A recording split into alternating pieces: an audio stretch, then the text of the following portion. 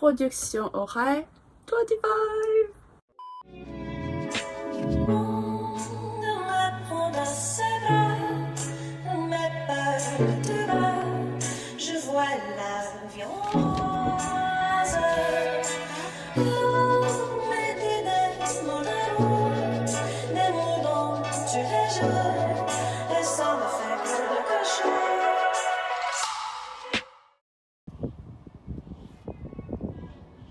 델프는 영어의 토플이나 탭스, 토익처럼 프랑스어의 능력을 평가하는 시험인데요. 시험은 총 이틀로 나뉘어져 있습니다. 첫째 날은 리스닝, 리딩, 라이팅을 보고 둘째 날은 구술 시험을 보는데요. 각각 25점 만점이에요. 하나라도 과락이 되는 순간 통과하지 못하는 시스템입니다.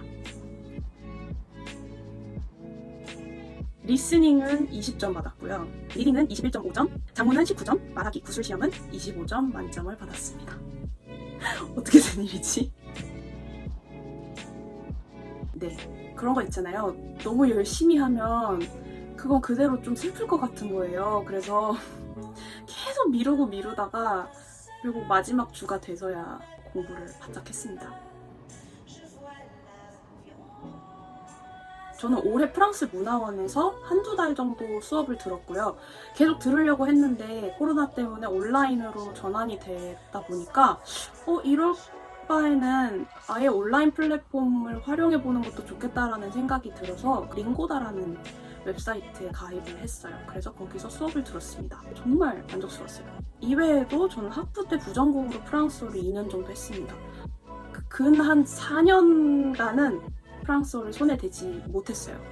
2021년이 돼서야 프랑스어를 다시 공부하기 시작했고 그렇게 해서 델프까지 갔네요. 리스닝 같은 경우에는 평소에 팟캐스트나 프랑스 현지 라디오 어플리케이션 그리고 좋아하는 드라마를 통해서 공부를 했습니다. 팟캐스트 같은 경우는 찾으면은 굉장히 다양한 주제를 다루는 다양한 스테이션들이 있더라고요. 그래서 아침에 일어날 때, 운동할 때 듣는 것 같아요. 리딩 같은 경우는 소리내서 읽는 습관을 들였어요.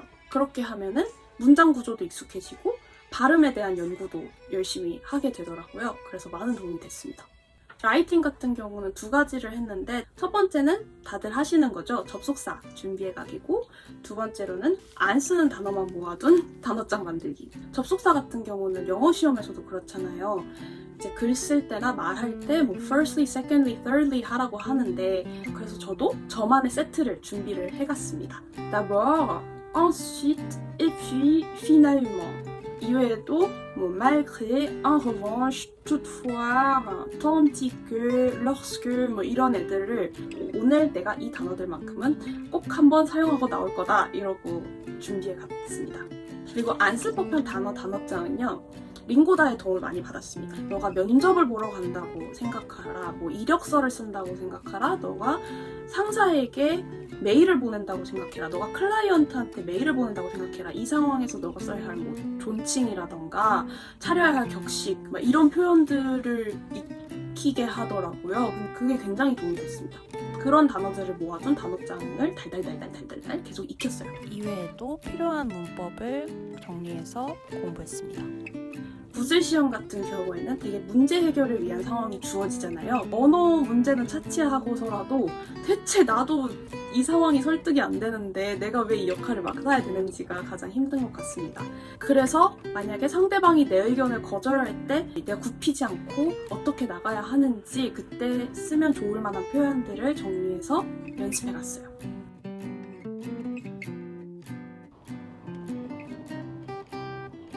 작문 시험에서 제가 받은 문제는 그거였어요. 해외에 나가서 일을 하는 것이 커리어에 도움이 되는가? 라는 질문이었어요. 저는 아니다! 라고 답을 하고 싶었어요. 그런데 그 아니다에 대한 근거가 조금 모호했던 것 같아요. 그래서 델프 작문 시험에서는 한쪽 편을 무조건 지지하는 게 가장 좋은 방법이구나 라고 깨달았습니다. 대망의 구술 파트입니다. 구술 시험은 총 3파트로 나뉘어져 있죠. 첫 번째는 자기소개, 두 번째는 역할극, 세 번째는 토론인데요.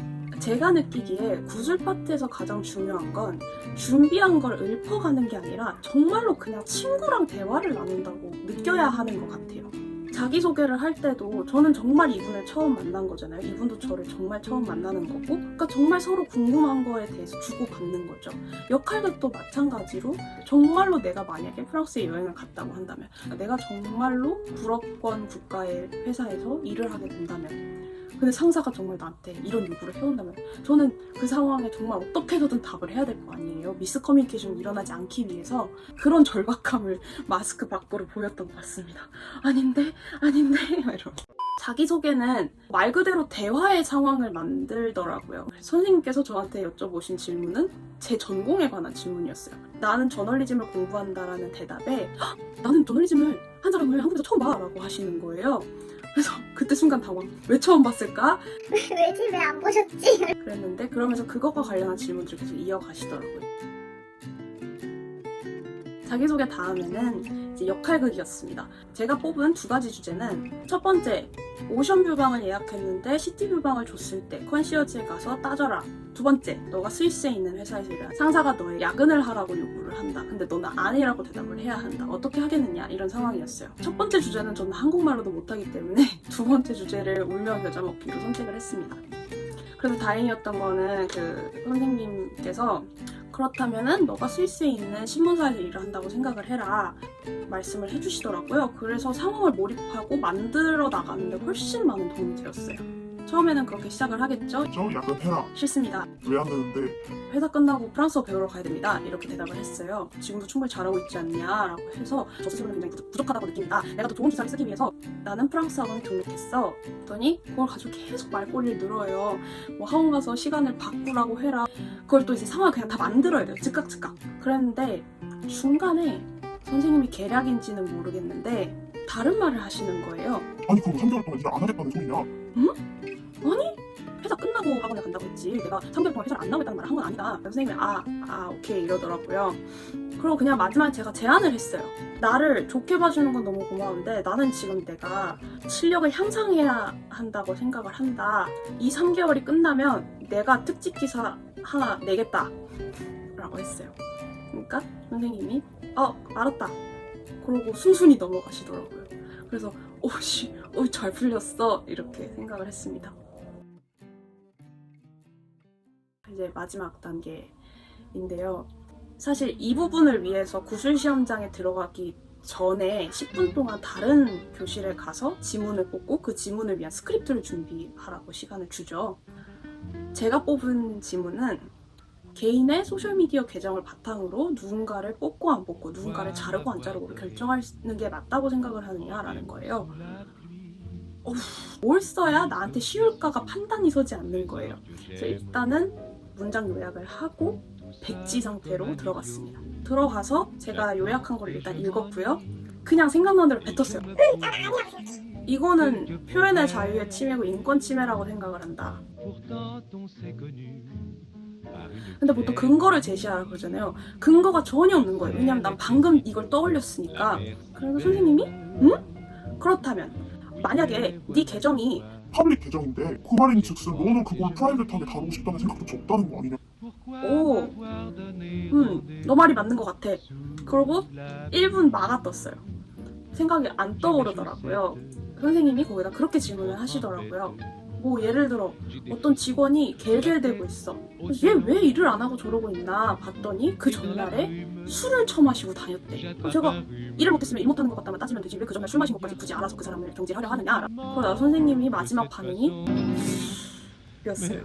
그걸 보고 다음 시간에 언제지? 하지만 만점을 받았네요. 제 생각에는 계속 더듬고 막아뜨기는 했지만 끝까지 포기하지 않고 제 의견을 피력하는 모습을 좋게 봐주신 게 아닐까. 네, 어떻게 도움이 되셨나요? 사실 일주일 공부를 한 게 벼락치기 한 게 좀 큰 자랑은 아니에요. 다만 이번 시험을 계기로 좀 초심을 되찾은 것 같아서 굉장히 기분이 좋습니다. 계획은 11월에 델프 배2를 보는 거예요. 굉장히 기대하고 있습니다. 그래서 그 관련한 콘텐츠도 이렇게 만들까 봐요. 공부하는 콘텐츠도. 보고 싶은 영상이 있으시면 댓글로 아이디어 주시면 너무 감사할 것 같고 또 재밌게 보셨 보셨다면 구독과 좋아요도 잊지 말고 눌러주세요. 그럼 저는 이만 다음 시간에 뵙도록 하겠습니다. À bientôt!